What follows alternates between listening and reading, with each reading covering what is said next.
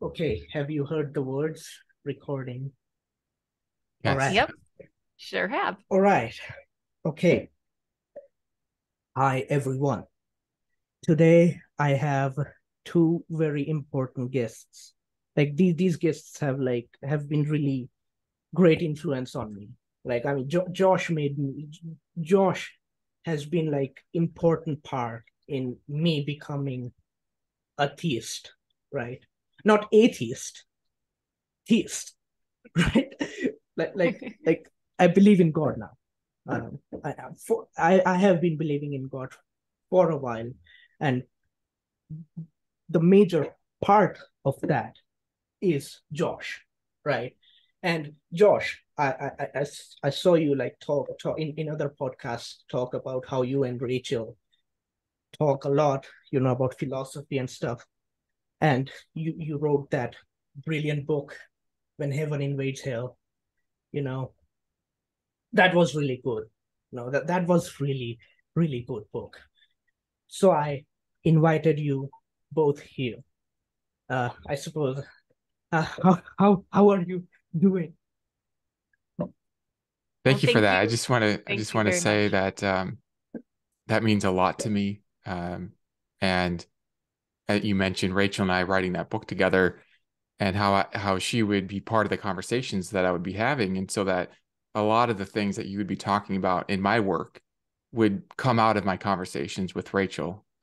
So you've been experiencing a lot of Rachel through me, and I'm so just glad that the three of us could be with you on your show today. Okay, great, great.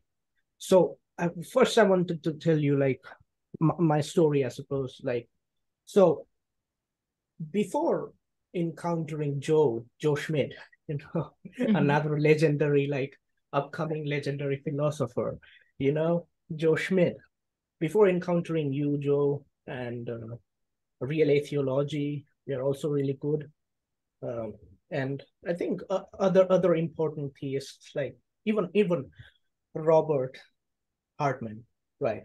And like before encountering you all, I was an atheist, right? And a pretty, I suppose, an atheist who's like sad, who was sad that there are people who are theists, right?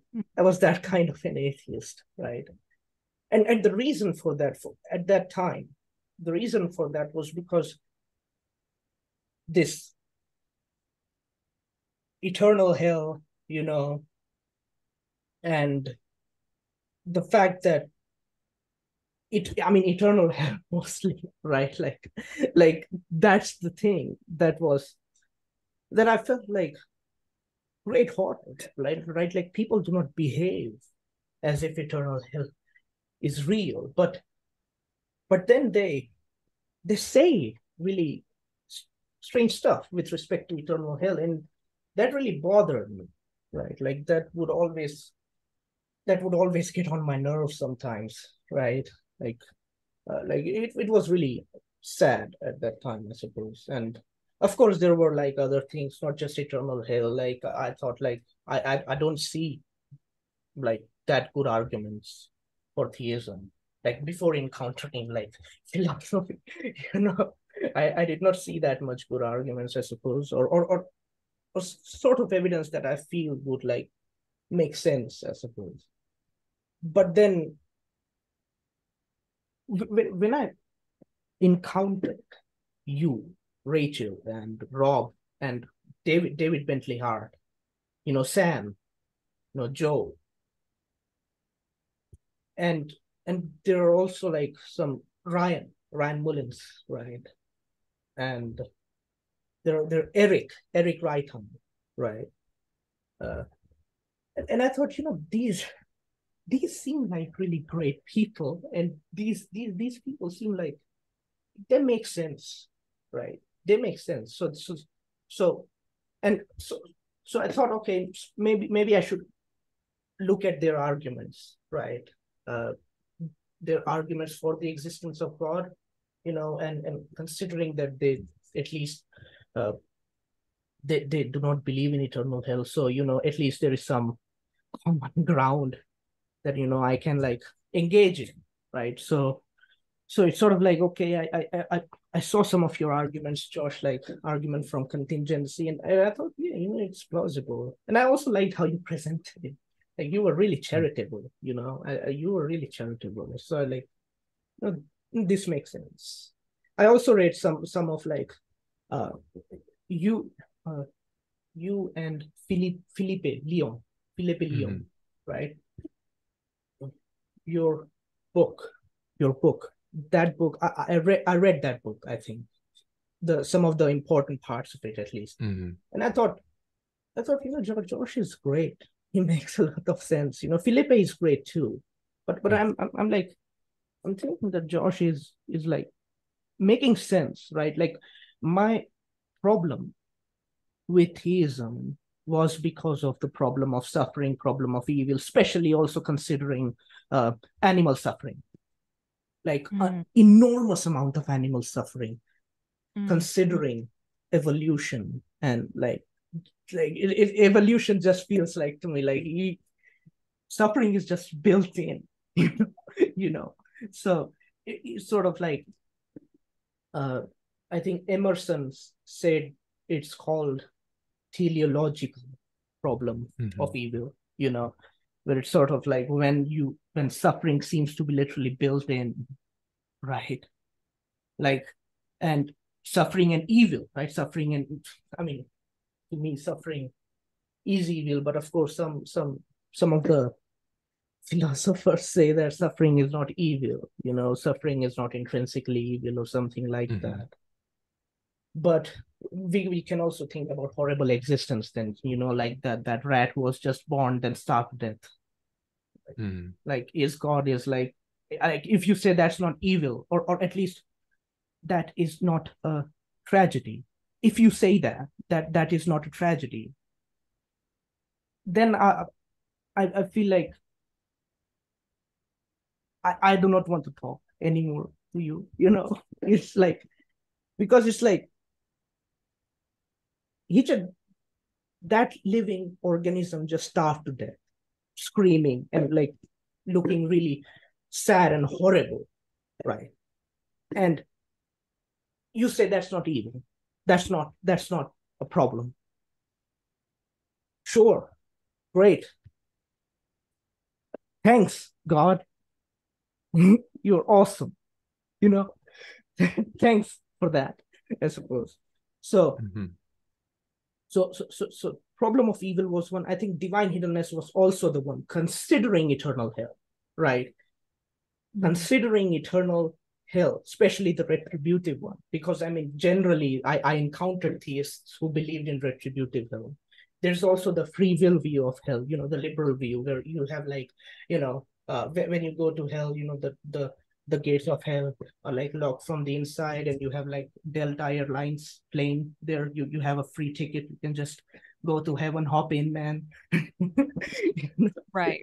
So that liberal view, like, I did not encounter it that much. And when I did see it, when I did encounter that view of eternal hell, I thought, I mean, it's not plausible, but at least there is no eternal torture. But I generally encountered the retributive ones, right? Like there's going to be actual torture, like actual pain, right? That people are not going to like. People are not be like, I love this, man. People are not going to be like that when they encounter that. They will hate, they will despise, and that is why they will hate God, perhaps, like for doing that to them.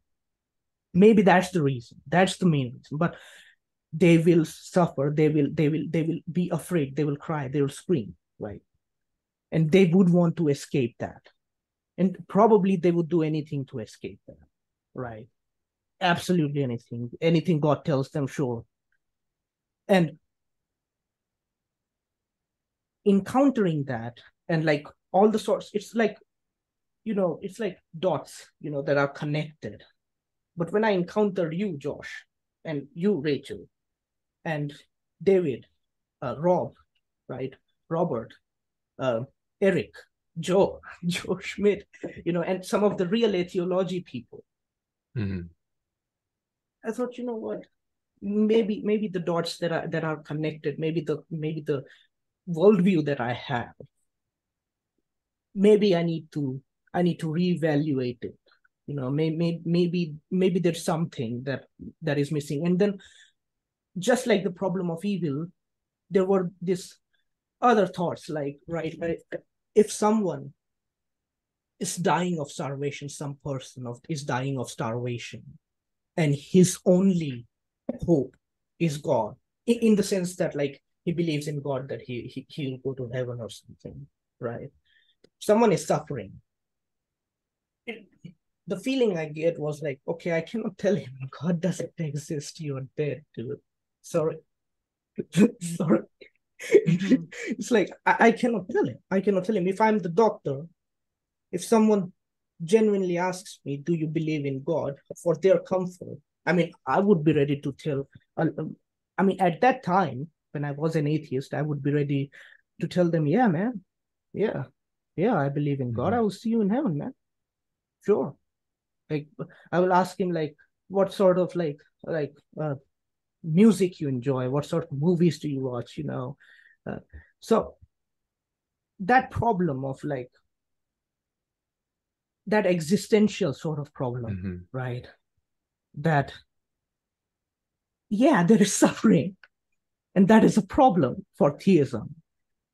But then there is a suffering that seems like, I wish God exists, right? I wish like Josh Rasmussen's view of God is true. Like, I actually wish that, Mm-hmm. So I was perhaps more open to your version of theism, in believing your version of theism. But of course, at least somewhat arguments were needed for them, right? Because just wishing, of course, is does not seem enough to go to belief. But of course, then I also, like, encountered Bas van Frassen. I don't know if you have heard of him. He's like a philosopher. He's in the field of philosophy of science, Mm-hmm. and he's an empiricist, a strong empiricist. Like, he said, like, all the arguments for God or against God do not make any sense to him. Like, he just does not care about metaphysics. He's like anti-metaphysics. He just does not care about arguments for God. And when I watched him, like, what, like, how does he believe? And he says, like, he's from, like, he likes the existentialist tradition, where, there are a lot of unknowns, and perhaps there, at least for us right now, there are a lot of unknowns, and perhaps these unknowns will persist as long as we are here. We have to take a leap of faith, right? A leap of faith somewhere, you know. it's like, and in that happens in,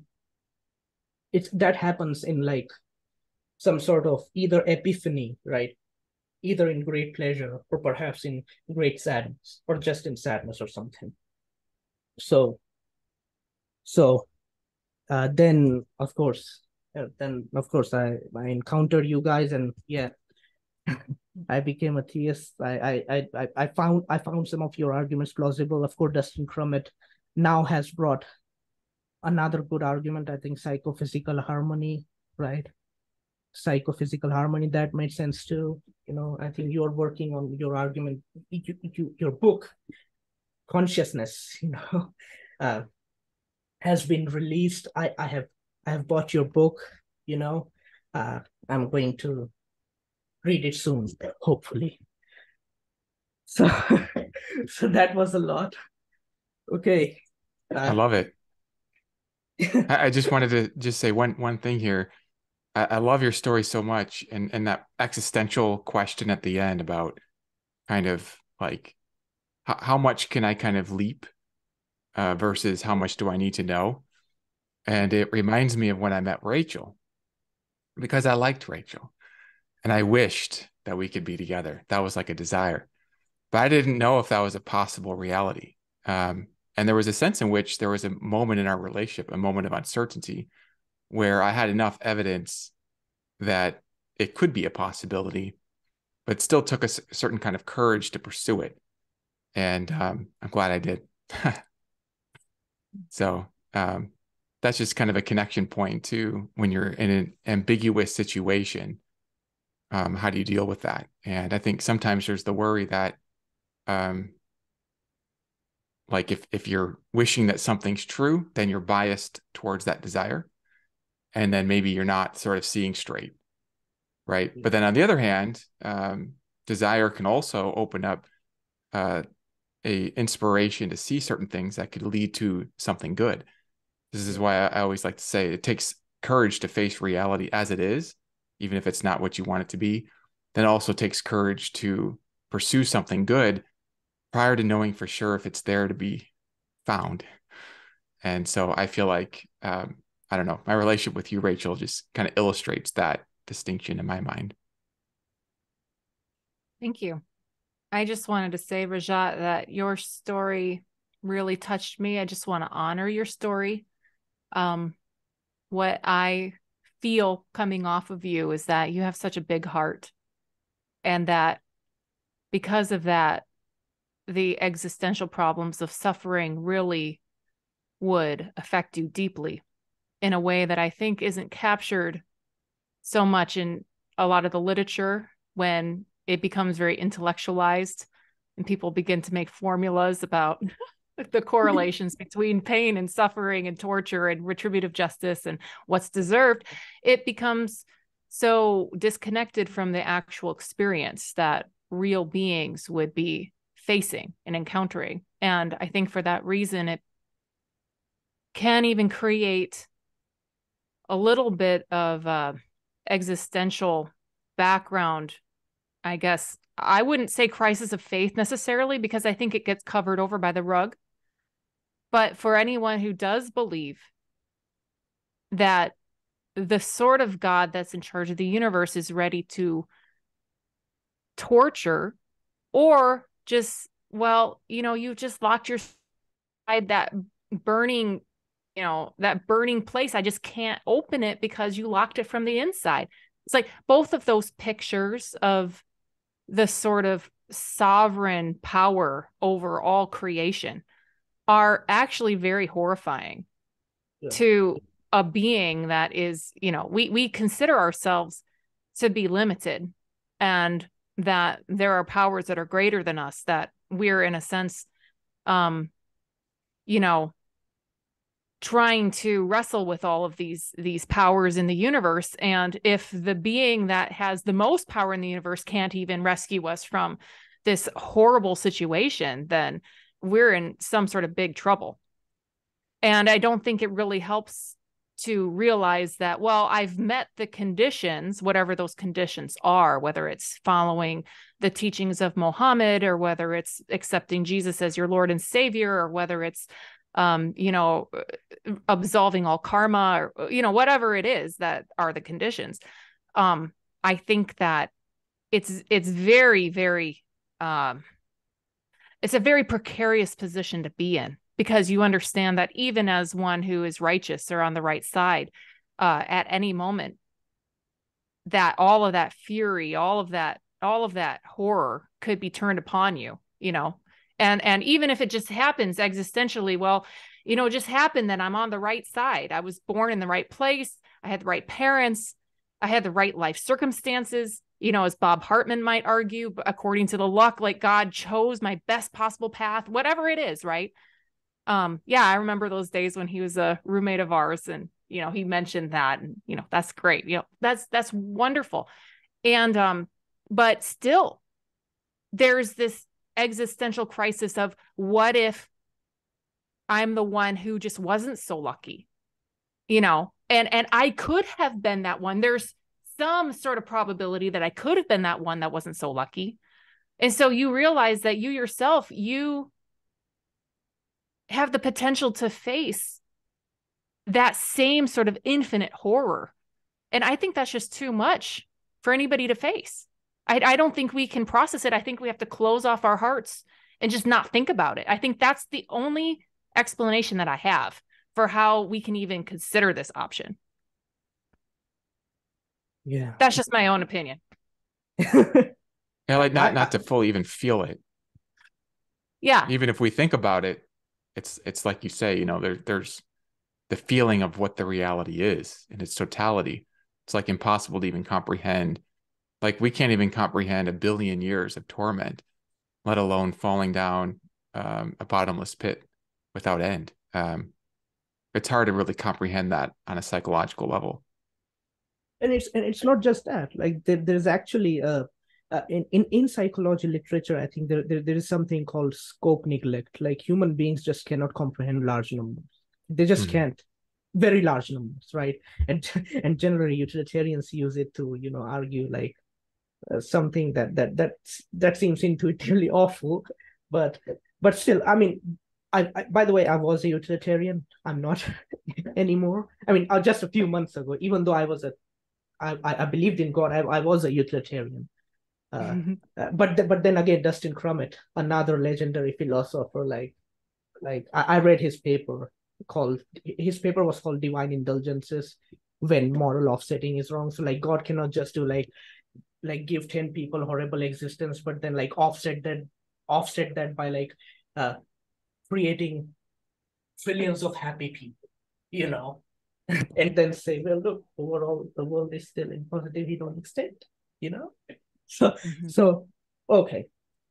So Rachel, you were absolutely right. You know, I mean, you said true. You know, it's not your opinion. I believe what you said is absolutely true, right? Like the thing was about luck, right?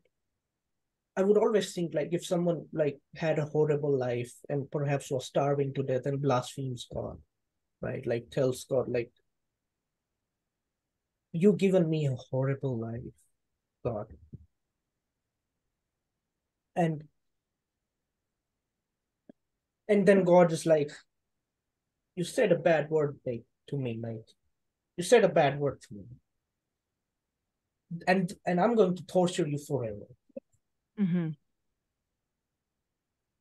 That's some insane thing, right? Like, what were you expecting, God? Right? What were you expecting him to say? Like, to endlessly praise you when their lives are horrible? Like, God has the best, always has been the best. Everything. His nature is perfect. He's perfect. Like, just he has everything. Any resource, he has it infinity. Right? He has everything. Human beings don't, right? Like we are not living with infinite resources where we do this and we get delicious food, and do this, we get pure water to drink. You know, if we drink bad water, we can get infected and suffer from a horrible disease or something, you know. So it always felt like, okay, considering that God is lucky and God knows that he's lucky, wouldn't he, even if he that even if this retributive view, like if you God has infinite dignity and that infinite dignity is going to be offended if someone messes up, right? If someone sins, if someone commits a crime, perhaps a mortal sin, you know, like by the way, I think in Catholicism it is considered a mortal sin to not go to church every Sunday. I mean, if you do not have emergency reasons, right? You need a good reason to not go to church every Sunday. If you do not have a good reason, then that's a mortal sin.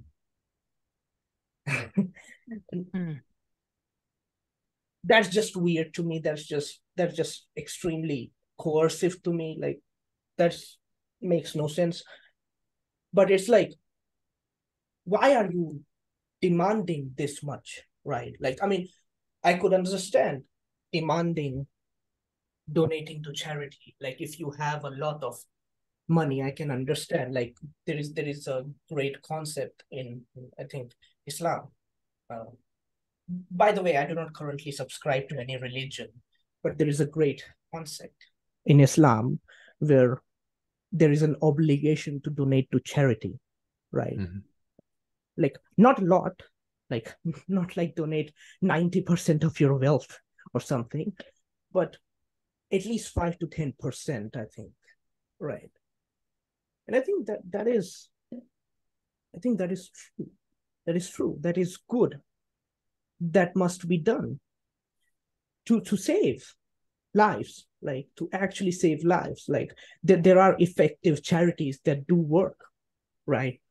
There are effective ways that do work. And if there are some charities that are not effective, then they're like, I think, effective altruists who are like working in the field and saying what seems to work best to make everyone's life, go well, right?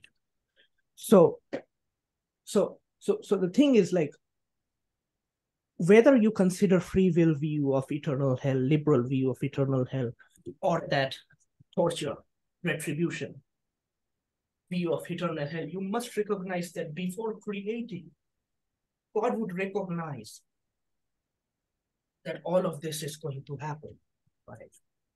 Human beings will have these constraints, right? And some of them will mess up, or at least it is highly likely that some of them will mess up.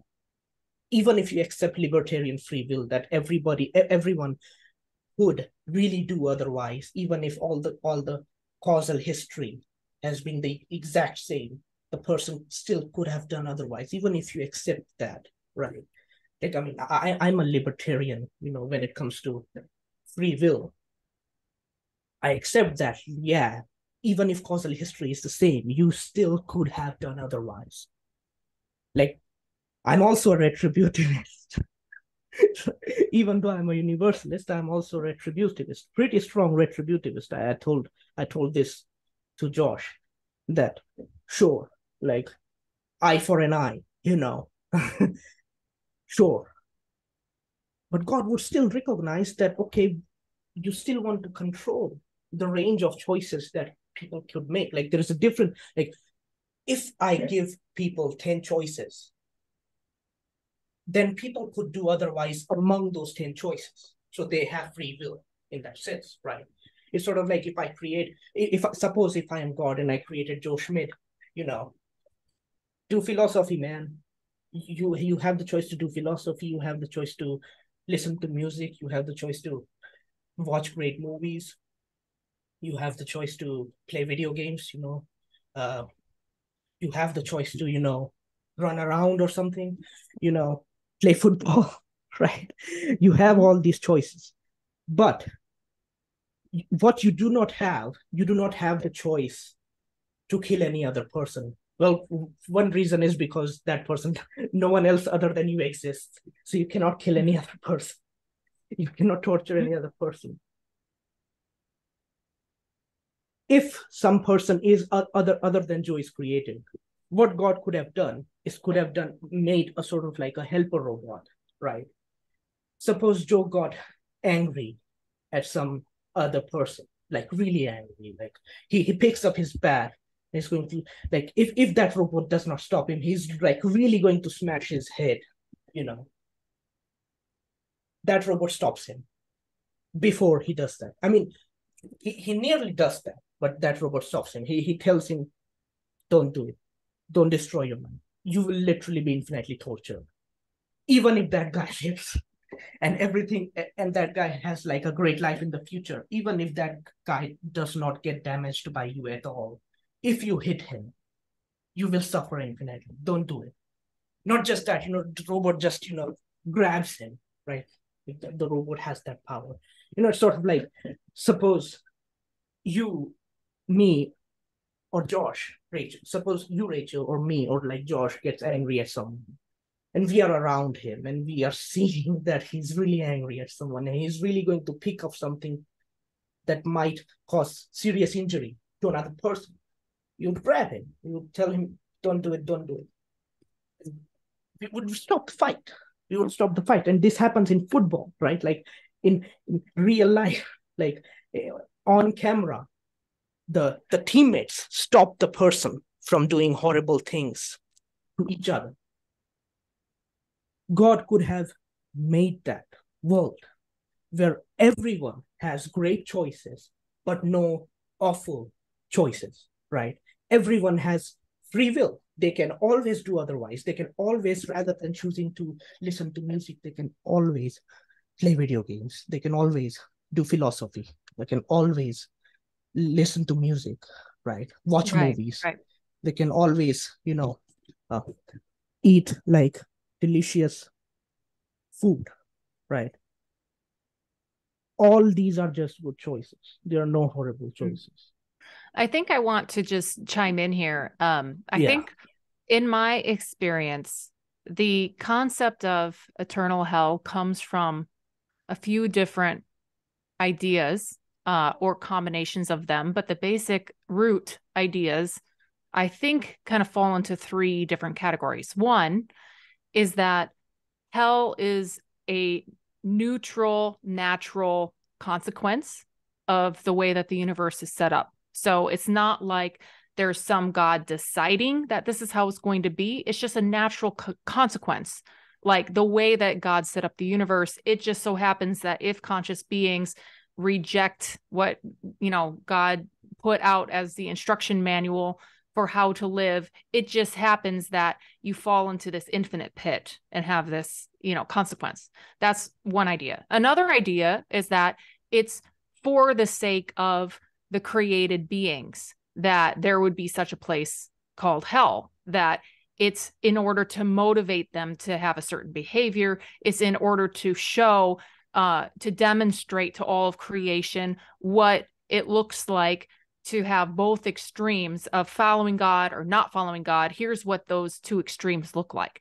Another model would be that it's for God's sake, that God somehow requires to, for example, eternally pour out his wrath upon the evil that exists, or that God has, or an annihilation model that God needs to, obliterate evil because it's incompatible with his very nature, and that there's only a certain amount of time that God can tolerate the existence of things that are contrary to his nature, so that there has to be some place called hell for God's sake, right? So you can have lots and lots and lots of versions and iterations and combinations of those three basic concepts. But I think that for me, what's interesting to think about when you said you are leaning toward retributive justice is a model for how God would set up the punishment systems. Mm-hmm. Yeah. So what's interesting to me is that the retributive justice model builds in that there is, in a sense, eye for an eye, because it should be, it ought to be, for whatever reason. You can say that it's built into the laws of the universe, or it's by divine decree, that there is this sort of correlation, right? Because if you have some degree of pain, like I have pain over losing my sister because she was murdered. Well, what if the person who murdered my sister doesn't have a sister? Well, then there has to be some sort of a retribution that is, in a sense, like, it's conjured up somehow. We have to figure out what would be the equivalent amount of pain to administer, right? So it doesn't feel like it's as clear cut as, for example, if you have the laws of physics, like for every force, there's an equal and opposite force. Some of these laws of physics that we encounter, it just seems like the cause and effect relationships are, in a sense, immediate. So this seems a little bit different than the concept of retributive justice, because retributive justice seems like it's something that's meted out at a later time. And so, for example, if we are considering the laws of physics and we put a flame underneath a pot of water, we will see that there is some sort of a neutral consequence. It's not moral at all. It's just based on the laws of the universe, that if there's a flame underneath that pot of water, that it will eventually begin to boil if that flame is big enough, right? So if, on the other hand, I yell with angry words at, some monarch, and I yell with those angry words and I offend that monarch, and there's some sort of a consequence, like off with his head, whatever, that is, perhaps that's also an immediate consequence, but it also seems to be dependent upon the individuals involved. Like that if I yell in an angry voice, at someone at Walmart, and I yell with an angry voice at the monarch of a country, I could have very different results, very different consequences immediately from that. And the retributive justice element adds another layer, which is, to me, implying a sort of cognition of what all of the implications are of that event in order for there to be some calculation. What is the equivalent and appropriate response to, in a sense, mete out the exact proportion of whatever harms were done in that circumstance. So it, to me, because it looks like it's something that requires a little bit more of a complex calculation, it doesn't seem plausible to me, at least, that it would be along the order of a natural consequence. So because it's then not a natural consequence, I think that, to me, it seems intuitive that any such being that would be calculating, like, what is due for this behavior, yelling in front of a monarch, like what sort of consequence is due to that person who did that. That seems like the sort of calculation that would be then motivated out of some purpose. Like, my purpose is to, for example, give him a sort of pain so that he understands what he did, in which case it's not retributive justice anymore. It's more on the nature of rehabilitation. Or it's like, well, I can't allow my child to act that way. I have to discipline my child. And, if my child acts that way, then that's going to affect my reputation. So I've got to give some sort of a punishment to, deter that behavior for my own reputation. Then that's like another sort of a motivation. But it seems like there should be some motivation there if I'm calculating what the response would be in order to make things right. Because ultimately what justice means is you're seeking to make things right. So it seems like the only way I can really understand retributive justice in the way that I think most people would be conceiving of retributive justice is if it's more along the lines of a natural law, a natural consequence. It just happens to be the case that if you poke out someone's eye, you just discover, oh, my eye popped out. Like, and then we would discover pretty quickly, oh man, like if I do something to somebody, it's automatically happening to me. So that's going to be a very strong deterrent.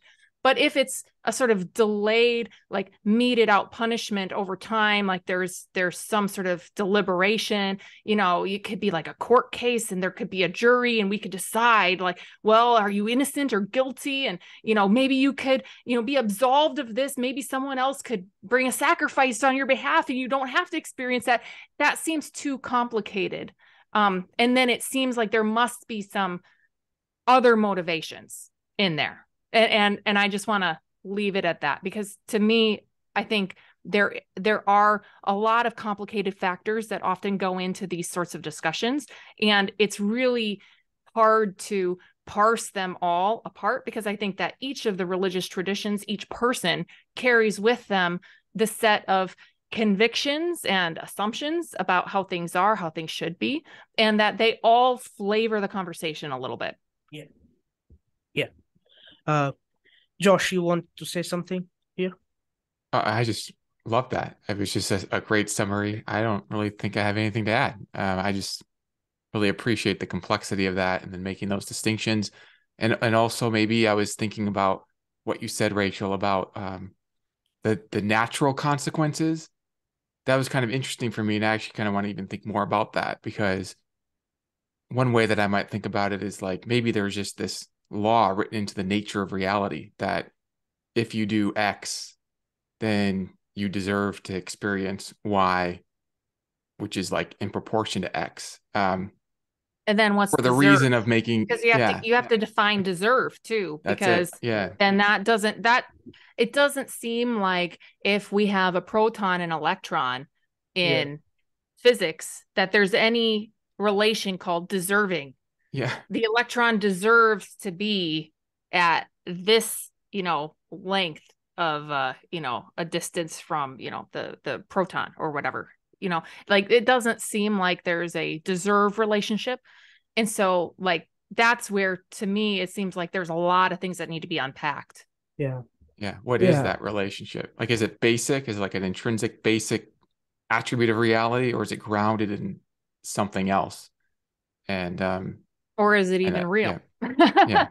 Yeah. Is it well, because I think it's very helpful to think of it as, well, your specialty is metaphysics, Josh. So you can think about it in terms of, what comes out of the basic building blocks of reality, what flows most immediately from the fundamental nature of things. And you might say that something like deserve is perhaps something that flows from, well, I'll just say it outright. Perhaps it flows from the sort of limited human perspective of our own egos being offended and needing to feel that we have a certain emotional experience of satisfaction.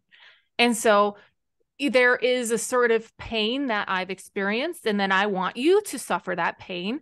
And so it really serves me well to feel happier if I can inflict that pain on you, or if in fact all of society has social conventions that allow me to carry out such punishments against you. It makes me feel really good. It makes me feel validated in my ego, that I now feel safe and secure knowing that the whole police state is behind me to punish you as a criminal, right? So then that can make me feel really good. And then it can also make me feel really good if the ultimate God, judge, monarch of the universe has, by divine decree, also said that you deserve to have this punishment if you do anything to me. So now my ego feels really safe and protected. And I'm not saying that that is the basis of everyone's thinking in terms of how divine justice is meted out. I'm not saying that, but I do say that I see a very strong correlation there. And I cannot think of a fundamental relationship or a neutral relationship that would be able to satisfactorily give a definition of deserve that would feel intuitive to flow out of the nature of a necessary perfect foundation of all being. Okay, yes. So I should mention retribution is hard to justify. Like it's very hard to justify. Like I like reading, like I think I mentioned this to Josh in a Twitter comment where I said like Kantian ethics is incompatible with retribution, even though Kant himself was a retributivist. So the top Kantian scholar, Alan Wood, basically showed that based on Kantian principles, retribution is just not, you cannot do retribution. So it is hard to justify. I'll say that. My view is that retribution, it's true. Like if someone does not have a sister and like someone hurt someone's sister, what are you going to do there? Right? Mm-hmm. And I mean, my view of retribution is that it's more of an intuitive concept. I suppose it's like if Hitler caused a lot of suffering, man. It's like if he caused a lot of suffering intentionally, and at every point before causing that suffering, he could have done otherwise. He could have really done otherwise. He could have just stopped. He could have just told his soldiers or his friends that we are doing something extremely messed up. We need to stop, right? I think retribution, considering free will, right? Considering sort of libertarian free will that I'm thinking about, when all the causal history is same, you could have still done otherwise. this kind of fact, it's sort of like think about this, right? Like we cannot expect a crocodile or a dog to not, like a crocodile or a wild dog to, try to make sure that the animal that they are eating alive is feeling the least amount of pain, because perhaps, like, at least they do not have the same level of agency that human beings have, even though they do have, I think, some level of agency, I suppose. But still, it's sort of like it they must, like, if someone causes great suffering intentionally, I just feel like they must suffer. They must suffer. It must be done. Yeah. So then the question is why? The question is why? Why would they need to have that suffering? And my answer is there is no further justification for that. Like it's just like, to me it's just like basic sort of intuition that, like, if someone causes great suffering, they must suffer. They must go through that suffering. It's just, I suppose that's it. Right. And it's so interesting because years ago I had done a study on the biblical texts on the word justice. And the word justice showed up 600 plus times, 620 something times. And I didn't go into all the Greek words and Hebrew words and everything, but I just briefly did a survey, I think, of the King James text. And in most of the cases, when justice was used, it was in the restorative case. It was, how can we bring justice for the poor and the orphans, the oppressed? And what that means, usually, is we're looking for some sort of repayment for some sort of suffering, right? Yeah. Now, there are other citations, there's fewer of them, but some of the citations in the biblical text would have to do with bringing justice to the wicked, right? And so what would the implication be? Well, in some of the Mosaic law, you have some justice being like, if there's a thief and he steals from someone and he's caught, then he needs to pay back 7 times, if it's this sort of a thing, right? And I'm sure that every system has its own, payback system, right? But there's another concept, which is, if I have inflicted pain, not only do I need to, in a sense, make right whatever it is that I have taken from you, like, in the eye for an eye sort of a sense, but I also need to experience the same sort of a pain that you experienced in that loss. Because, for example, if I stole from you, your $5, perhaps you were going to use that $5 on a vacation with your kids, and then you forgot that, or you weren't able to do that good thing for your kids, and now that's going to create ripple effects. And if I just give you back $35 later, that's in a sense too late, because you already missed out on the opportunity to, take your kid to some fun ride or get them that fun dessert that they were really looking forward to. So in a sense, that same sort of retribution there, even though it was according to some system of law that is what you owed them according to this penal system, it still doesn't get at perhaps what you said, the intuitive notion that it's like they could actually still be a thief at heart. And, I was caught red-handed. I guess I have to pay you $35 out of my stash of hundreds and thousands of dollars that I've stolen from everybody else in the town, right? But I was caught in this one case, so I guess I'll just give you the $35, wipe my hands of that one, right? And then, you just go off unrepentant, right? So then there's that intuitive notion that what you really want in retributive justice is for my pain to be somehow transferred over to this other person, the thief. They need to experience the same pain. And then that's where you get God involved, right? Because now God is able to see all, and he's able to orchestrate the most perfect retribution ever, right?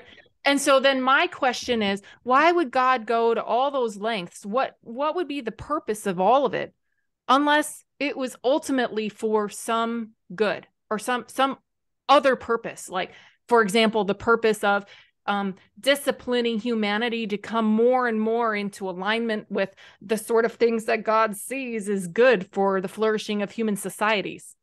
You know, like that's just a question that I would have.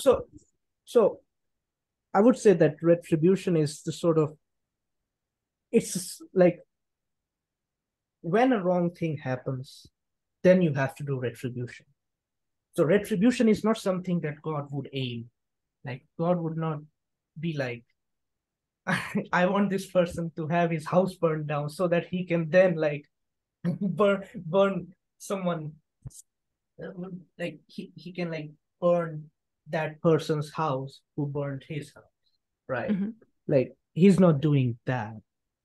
I think my reasoning is like God created the world based on certain basic values, right? And like you know, like compassion, love, pleasure, I suppose, friendship, and yeah, like genuine relationships, So these sorts of goods will be there. Perhaps the adventure perhaps is another good. Now, maybe that there are certain goods that require at least the possibility that there could be some wrongs, but those wrongs are controlled ultimately. They are not like they will not be to the extreme level, right? They are controlled. So the adventure is controlled. So even though wrong thing happens and also retribution happens, right? Even though that happened, the overall world is still great. Overall, both persons are still alive. So like my point is that retribution is not something that makes things right or makes things good in itself or something. Like suppose if someone kills me, like really kills me, like God like creates me and then just kills me, okay? Or like God creates me and another person, and that person like for some reason kills me, and then God kills him. What has happened is that two lives are now gone, just dead. Right. Two infinite values, basically, according to Josh's brilliant paper. Josh has written a great paper where he argued that every person has like infinite value, right? Every person has infinite. So every person has infinite value. So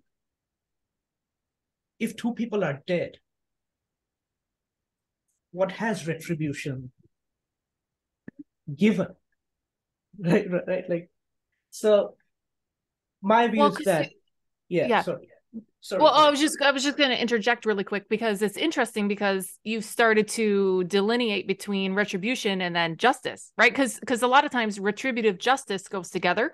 But I mean, I think that the word justice implies within it some sort of a making right. Like that's what just means, like justification. It means like to line things up, right? So it's like, so retributive is almost like the methodology of how you accomplish justice, how you accomplish, making things, all in order, right? So then it's like, so if you have retribution, then that, in and of itself, you can think of that as a law of the universe, but I would equate that more with maybe like karma, sowing and reaping. There's this sort of natural law of the universe that whatever you ripple out comes back to you eventually. And that might not have any sort of connection at all to making things right. In fact, it could just multiply things and make things even worse, right? You could imagine that there's that law, but then you might say, well, why is there that law? Then this is now a metaphysical question. Why is there a law of gravity so that someone could go next to the Grand Canyon and fall off by accident, right? So these are very important distinctions, I think, whenever we're having the conversation. Yeah, I mean, I should mention, I think justice is not so, as you said, right? Like to me, justice does have like restoration. Basically, I think you are right that justice does involve restoration, right? Making things right, rehabilitation, right? Justice, that's justice. I suppose I'll give you that, right? I'll just say that retribution is just another important good, like Right. desert. Like there is a concept of desert because human beings and God have like free will, where they could have done something good, but they chose not to.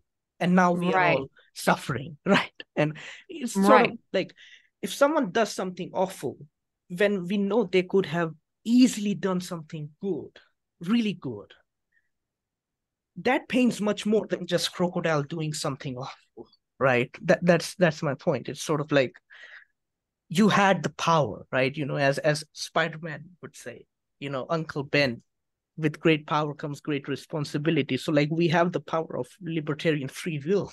But have you ever been in a situation, Rajat, where you are in moral conflict? I don't know what to do. I don't know what to do. Yes, and imagine yeah. based on that moral conflict, there is ultimate stakes. And Yes. you are morally foggy on what to do, so that you could have reasons to go to the left or reasons to go to the right. Yes. But to the left, there's eternal paradise. And to the right, there's eternal torment waiting for you. Yeah. So would that feel like it's a good situation to be in? Or would that create sort of like very deep existential problem for all of the creatures that have any sort of free will cognition? It would be better to be a dog than to be a human being. Right. Yes. So I'm just saying. So yeah, like, it's sort of like, I just remembered that, Kierkegaard once said like, when you are near the cliff, you also have the fear of falling over the cliff, right? Like, even though you are not falling, you still have this fear, this anxiety. What if I make myself throw there, even though I do not want to right now, right? Yeah, exactly. Or like, it's sort of like, what if you accidentally trip? You didn't anticipate that you were going to trip. There was going to be a snake in your path and you accidentally hopped to the right because you were scared by the rattle, And it's not even that, right? Like, even if everything would go well, I still do not want that cliff where I can fall. And as like Josh, I think in one case said, like, in a sandbox, he would not create a hole which is like infinite, right? Like, or my children falls, to play next to. Yeah. And if someone if someone falls, they'll just continuously fall forever. And my point is that God controls that, right? So he does not allow retribution to he does not allow too much retribution, I suppose I should say. I mean, because the point is that, look, wrong thing happened, right? A wrong thing happened when someone is like, let's consider annihilation, right? Like, let's consider let's assume that human beings have actually the power to actually kill the soul, right? Not just God, human beings have it for some strange reason. If one human being kills another, as I said, right, like, and then God kills that person, okay, two of them are dead. How do you make things right then? Two of them are just dead, right? They're just gone. So, yeah. So my point is that God would not make such a world where there are such permanent sort of retribution. Right. That's my point. He would allow some range of wrongs that would mean that there would be some sort of desert, and that would mean there would be some sort of desert and retribution. And that's it, I suppose. That's my view. That's my view, right? But I suppose we I think there's also like free will or liberal view of hell, and the retributive of view of hell that I want to like focus on to like criticize them a bit more, because I suppose let's just go to the free will or liberal view, right? Where, C.S. Lewis,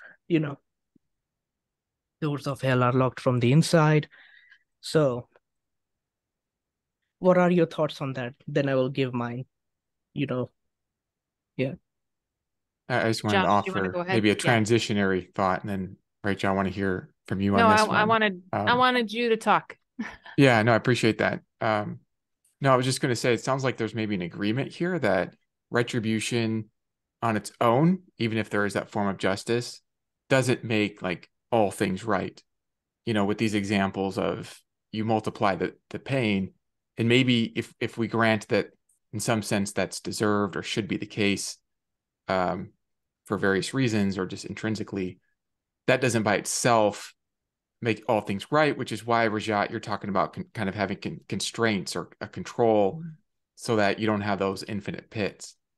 And so I wanted to kind of highlight that point of agreement, because this is relevant then to thinking about these different accounts of hell, especially if we're thinking about justice more broadly, that includes making things right. And if you think of hell as an instrument of justice, right, then you can ask yourself whether hell fulfills more justice if more things are made right, if that makes sense. Like, for example, if Rachel steals from me, it's kind of a weird example, but she just steals from me, that might like injure our relationship. And then if she gets stolen from through kind of retribution, so she has that same experience, that by itself doesn't like restore the relationship, Yeah. And so Yeah. I think what we're looking for is making more things right.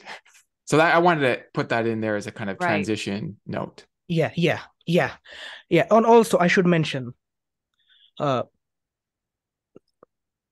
think this is kind of like the part of normative ethics where there is a concept of aggregation, right? So the concept of aggregation is this, right?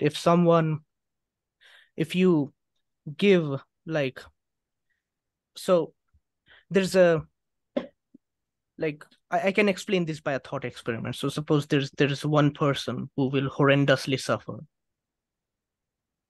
accidentally, but then his suffering would create great pleasure that is distributed, right? Like if you aggregate all the pleasure, just aggregate all the pleasure, plus two, plus two, plus two, plus two, to large amount of people, that aggregate pleasure would outweigh the horrendous pain of that person.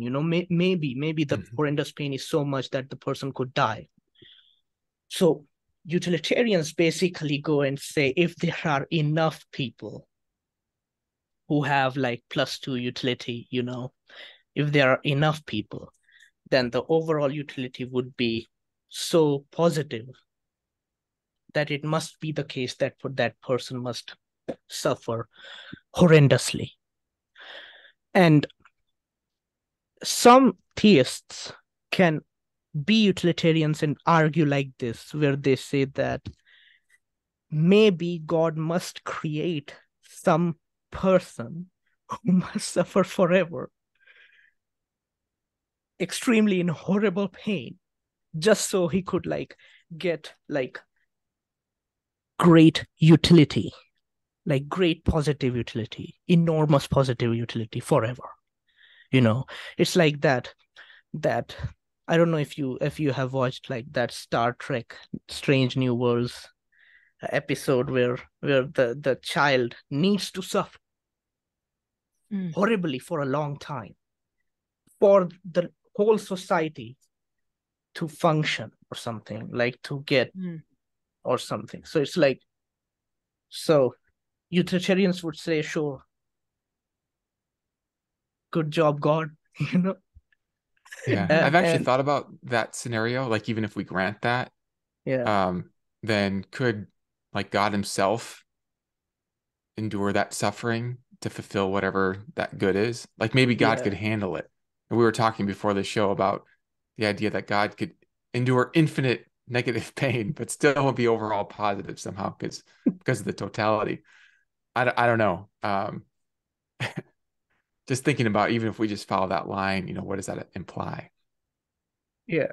So I want to mention that I'm not a full aggregationist, right? Even with retribution, like even with retribution. So suppose like someone steals like one blade of grass, right? In someone's like huge lawn, and he steals that one blade of grass, and then he goes to another person's like property and he steals another like small blade of grass. He keeps stealing. Let's just suppose there are like trillions of people he stole from, and let's just suppose the price of that grass is like very, very small or something. And it also like does like that grass does seem to grow again, but he still stole, right? Like trillions of grass blades. To me, there is no amount of that kind of minor harms that are distributed so much that they will ever amount to that person deserving of torture. Right. So there is no amount of small retribution, that aggregates to a large retribution. And this is my similar view with like other things, right? Like with pain and pleasure, like people cannot do like, okay, we are going to torture Rajat for like 15 years just to get like great pleasure to like a large amount of like psychopaths, So that makes sense. Yeah. So my view is that perhaps you could say that someone should feel just a little bit of suffering, just a little bit, or some level of suffering for like, sort of like, suppose I'm suffering some level of pain and there is other person who is suffering. There are 5 people who are suffering the pain in same sort of range. Then I could say that, yeah, we could do aggregation and say one person suffering that pain is better than 5 people suffering that pain, right? Or we could say like the 5 people suffering that same level of pain is worse than one person suffering. So when the sort of like pain range or like the harm range is in a similar level, I think aggregation makes sense. But when it comes to like aggregation in the way utilitarians think about it, right, where very small amounts of pleasure can just aggregate to, they can just aggregate that they can just overcome like all sorts of horrendous pain. I think that is not right. Well, one assumption that goes into the idea of aggregation is that pain and pleasure are somehow maybe stored in a place like Plato's heaven. It's like some quality that's out there that can be, added together, like 2 + 2 = 4 for all beings everywhere across the whole universe. But there's something I think intuitively that you're picking up on, Rajat, which is that the pain and pleasure is fundamentally subjective. If there's some random pain out there in Plato's heaven, you aren't acquainted with it. So in order for there to be some aggregation of a pain and a pleasure, it must be experienced within your own being for you to even understand what the aggregation is. So I think that there is some sort of, if Hitler causes, 6 million people to suffer horribly, then we have to understand what would that entail for Hitler to have the same sort of qualitative experience as those 6 million people. Would it be that he has all of their experiences one by one, back to back? It's like, that's not even really, it's hard to really quantify that, because it feels like there's some intuitive level that we understand that there is a quality of a pain or a pleasure that it just isn't additive in that way. I think is giving me a sorry, go ahead. I'm sorry, Rajat. No, Rachel, you're giving me a thought. I've just never had this thought before, so it's very interesting, because the idea that you can't even do the calculation unless you've had the experience with the qualities is very, very interesting. I mean, even the idea that the qualities are just in Plato's heaven, you couldn't understand how to quantify them unless you were like acquainted with them. to understand like what they mean, which is very, very interesting because it suggests a way in which you almost have to like experience those psychological sequences before you can come up with the principle of what would be deserved on some theory of deserved. That to me, that just, it's very fascinating. I've never thought about that before. And it's just interesting because, yeah, it's an assumption that plays into the metaphysics of justice right from the beginning. You have to actually have that experience in order to even know what the principles are. Yeah. Yeah. I mean, I think it's sort of like the thing with aggregation is that we want some of it, but we don't want all of it, you know. That's the thing, right? Like utilitarians just say like their theory is simple, you know, parsimonious, because, you know, they just cut out so much stuff. I mean, it's sort of like, yeah, your theory would be simple if you literally cut morality in half or something, you know. You know. So, but the thing with aggregation has always like bothered me, because I always thought that you can just do that easy aggregation, as you said, right? Like 2 plus 2, like so plus 2 units of pleasure and then minus 2 units of pain, so equals 0. But then I also think that sometimes we do that, right? I think sometimes that is still, sometimes we do that and we think that that is all right, right? So if suppose someone... Yeah, well, I was just going to say, exactly to your point, we are doing that for a reason, right? There's a reason that a utilitarian would be attracted to the idea of aggregation. And it's because I think intuitively we are trying to understand how to organize ourselves, organize our individual philosophies, our thinking of how we treat one another and how we structure our societies to create more overall welfare. That's why there are these thought experiments about, you know, whether one person could be tortured forever for, you know, the benefit of a whole planet worth of people. That's why we have those thought experiments, is we're trying to visualize, we're trying to understand what would, in a sense, be required, or what would be the reasonable consequences or the reasonable compromises of constructing a sort of society that we would all feel happy to live in. Yeah.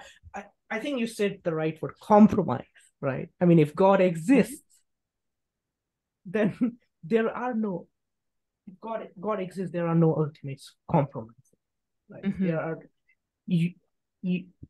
God has handled, at least like God has handled the boundaries, you know. We do not need to worry that much, I suppose. So, you know, I like that concept, you know. I think I always thought that universalism, you know, the confident universalism, not the hopeful one, you know, the confident universalism makes reality ultimately safe. Even though there are some horrendous suffering in reality, but ultimately the reality is safe. Like God will not let suffering go beyond a certain threshold, right? He will keep people ultimately safe, and he will keep himself ultimately safe, you know. And I think that's a very important thing about universalism. Universalism is like the wheel which like makes everything about God make sense, you know. Like it seriously helps with the problem of suffering and problem of evil, I think, you know.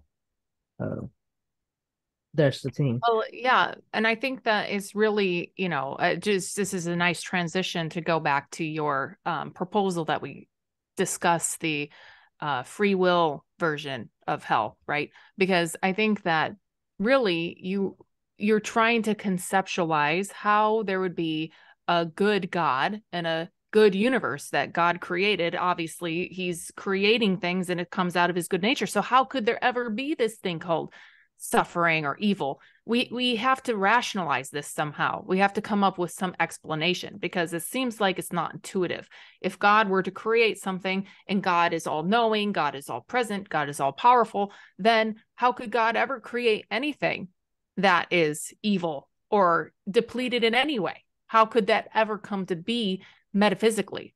Right. So Josh and I often would have these conversations, and it seems like one principle that we've come to is to explore this possibility that the way that God actually unfolds creation is through states, basically imposing states of limitation that, just like you said with the dog eating some sort of a rabbit alive, right? The dog is, in a sense, morally non-culpable of murder, because the dog is not cognizing, is not reflecting, is not operating upon some code of ethic that, oh, I am inflicting some sort of pain upon this living being over here, and I'm going to do that intentionally out of my free will. And then, according to some standards that we have for the human beings, a human being who did that would deserve to go to jail, or would deserve to have capital punishment, or would deserve to go to hell forever, or whatever, whatever it is that we conceive that a human being doing that same behavior would be liable to receive that sort of judgment, that punishment. But, we would think then that the dog is not liable to the same punishment because of limitation. Like the dog is not thinking and cognizing in the same way as a human being. So it cannot be held responsible for its behaviors in the moral sense. So to morally punish the dog by putting it into hell forever wouldn't be appropriate, maybe, according to maybe the intuitions of somebody who might be attracted to the idea of a retributive, model of hell, right? Or even the free will model of hell. And so I would say that then if you extend that reasoning, whatever it is that calls out to your intuition about the dog not being morally culpable, you might say, like Rajat, you said that God puts some sort of constraints upon the reality that he creates, just like he wouldn't put an infinite pit in the sandbox that we're all, all the kids are playing in. Perhaps in the same way, God has created the human beings with some sets of limitations, such that whatever the free will is that they make, whether or not we think that they are actually making this horrible decision. I'm making a horrible decision right now. I'm going against every code of ethic. I'm going against every single thing that I know is wrong. And I even feel guilty and ashamed having done this, and so there's evidence like, I've done something wrong. I feel guilt and shame over things that I've done wrong before. So I can imagine that someone who's done something even more wrong, like Hitler, he could even experience more guilt and shame because he's done even more atrocious things, right? So then now just imagine that human being now is in the position, you say Hitler's in the position of being able to make a decree about we're going to have a mass extermination of disabled people and the Jewish people and any of these foreign people living in our lands, and we're going to do all these things, right? So now you can really ask yourself, was in Hitler's state of limitation he morally culpable for the sorts of things that would be requiring infinite punishment, right? Because you can imagine that in his state of limitation, the things that he was doing felt justified. It felt right. Maybe even if he did things that he felt guilty about, maybe the way he was conceiving of that guilt was just, it was just different. It wasn't the sort of thing that, like what we said earlier about the moral cloud of confusion is like, well, this seems justified. There's something that I want to do. Maybe it's for a good purpose. I really think that, the whole earth will be better if there's only German blue-eyed babies born, like maybe there's this idea that is being played out through Hitler that has horrific consequences for everyone who's not Hitler, right? But that from Hitler's state of limitation, perhaps it's more like the dog. The dog is just ignorantly eating a rabbit alive. It's not like the dog is actually even completely aware of the sort of suffering that it's causing in the world. And so you can even call into question whether the sort of consequences that are emerging from one's actions into all the other beings that are sharing the reality, with Hitler, for example, would all of those things actually add up to a sort of infinite punishment in hell, in order to sort of tally up, if you want to use the aggregation of all the harms, like, is that really deserving of an infinite punishment? Even if you think of it in the very intuitive sense of, yes, like, I have done things that make me feel guilty and ashamed. I do feel when I'm guilty that I do deserve punishment. Therefore, by analogy, I would imagine that Hitler himself would imagine that he deserves some sort of punishment for the behaviors that he's done that are wrong. But the real question is, does that really extend outward into the degree of punishment and the nature of punishment that we all imagine that it does? Yeah, yeah, exactly, right? Like the whole thing with important thing with retribution is that, like, okay, look, Hitler was born in a certain environment, right, where anti-Semitism was like widespread, right? And he perhaps had a bad experience with some doctor or something, and the doctor's ethnicity was Jewish, right? So it's sort of like he was born in a bad environment. He grew up in a bad environment. He he had a bad experience with someone of that particular ethnicity that was hated, right? And then it's sort of like, what are we expecting him to do, right, in that situation? Like, I mean, he's not a philosopher, right? Like, not everybody is a philosopher who has like a lot of time to think and read like a lot of books, 400 pages of books, you know, like all these great books, and a lot of people just do not have that much time, that much. Sometimes even people do not even have the energy to, do all that. So I think God would take all that into account, and if and God would then do the sort of appropriate retribution, right? Like, I do not believe like Hitler is going to like, or Stalin or any kind of awful dictator is like going to literally suffer like trillions years of like brutal suffering or something, right? They do not even deserve trillions years of brutal suffering, right?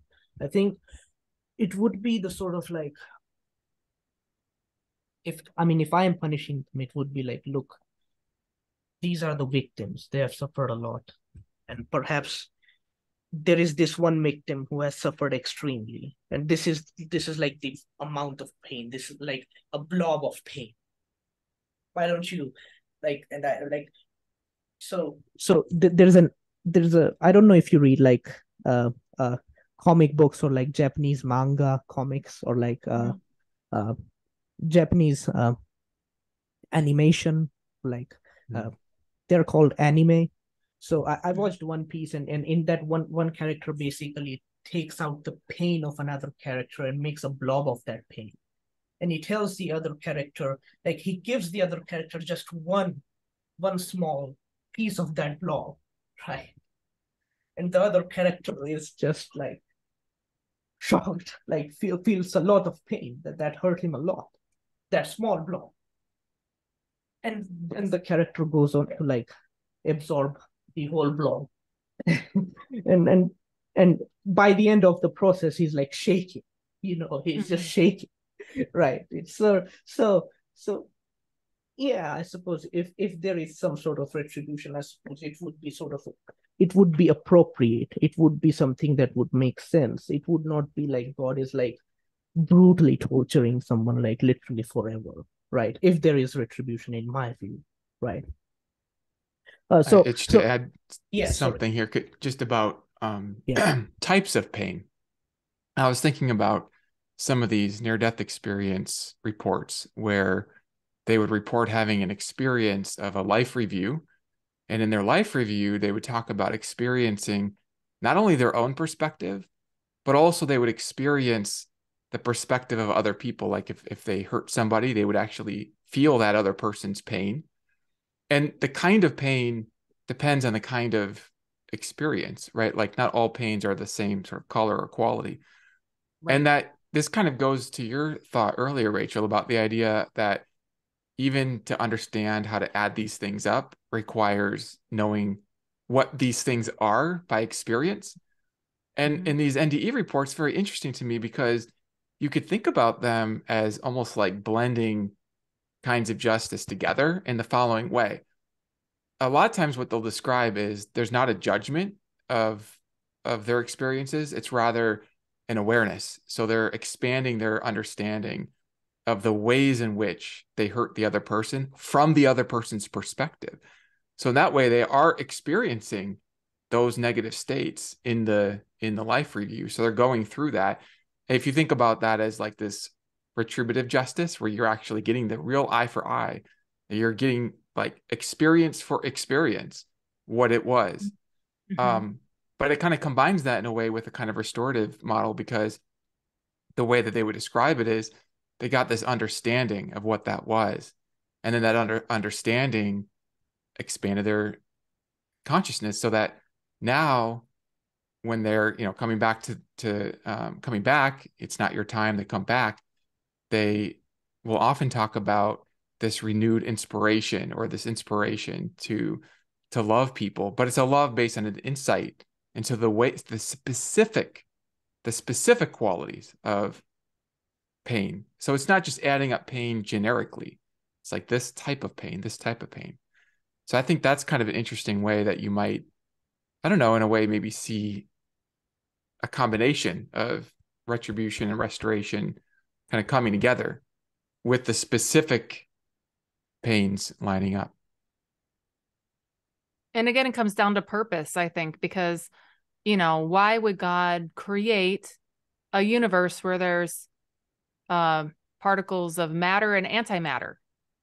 Well, if we consult Robin Collins, it might be because the particular ratios, the fine tuning of the universe creates a universe where the creatures that emerge in that universe are able to discover the fact that the universe is fine tuned for, their existence, right? So it's like you might wonder, why would there ever be states of limitation created within conscious beings so that they could ever make a mistake? If you say a mistake or make a bad judgment or cause anybody harm, why would there ever be any of that allowed at all? And you might just say, well, the reason for that is because it's another type of experience that God wants creatures to be able to explore. And then that goes into the metaphysics of what sort of beings are humans in the first place. Like, are we the sort of beings that, have some sort of existence that goes beyond this mere, flash of a vapor? This is relevant to this book right here. Exactly. Who are we really? Who are we really? So it is really, there's a lot of questions that go together because, on one understanding, like, for example, if there's an understanding that for every child that died in Auschwitz, there is a life that was extinguished that is never able to have any sort of an earthly experience at all, any sort of incarnated bodily experience in the earthly dimension. That child is only able to now basically get kicked out of earth and go straight to heaven and maybe gets their reward in heaven, but they were deprived of their opportunity to be able to have their full earthly experience. And that's something that could never be restored. And if you have that idea, then you could say that, this sort of punishments that would be required would be very complex in order to, really resolve, because it does feel like it becomes very serious, especially imagine if someone was debating whether or not to accept Jesus as the Messiah and allow him to forgive all their sins. And this was the crux, the high stakes, decision they had to make in their earthly life. But before they were able to make that decision for themselves, they walked into the gas chambers, and so then it's like, well, now is Hitler responsible for the eternal fate of this person who now is confined to hell forever because of their own free choice? You know what I'm saying? There's so many ripple effects. And then it goes into our assumption of who each person really is fundamentally. And so I think that having further exploration into, what the earthly realm really is, who humans really are, who God really is, and the nature of, what's going on at all, like what's the purpose of everything. I think those are very, very important questions that often, when we're having discussions about the nature of hell, or whether hell is retributive or whether it's not, or whether there is a hell, or whether it's a metaphor, or whether, it's all these questions are so difficult because I think different people come into the conversation with different life experiences, different ideas, that seem intuitive to them about what this place is that we're all in. And we're all just trying to make sense of everything, So I think I just want to say that I understand what it's like to have different perspectives on these things and to feel like some things are, well, this is obviously right. Well, this is obviously, this is what if this is true, then that must be true. Like, I know what it's like to be in those situations. And so, my previous self, if I would listen to myself now, I might say, well, you don't understand. Like, it's just objectively the case that there is this place called hell and we have to save everyone from it. And it's not up to God, it's up to the free will of these people. So, it's up to us. We're responsible. If we don't go out and evangelize them, then it's on us, the blood is on our hands, for them to suffer eternity. Right. So I understand what it's like to have that frame even coming into this discussion. And so to allow people to have the freedom to interpret all these things in different ways, and then to give space for that conversation to kind of grow and expand in different directions, I think is really healthy. But I also just want to mention that, the idea that any particular person is making a free will decision while they're in this very limited state of being a human being. You only get to be in one location at one time. You're only born to one family.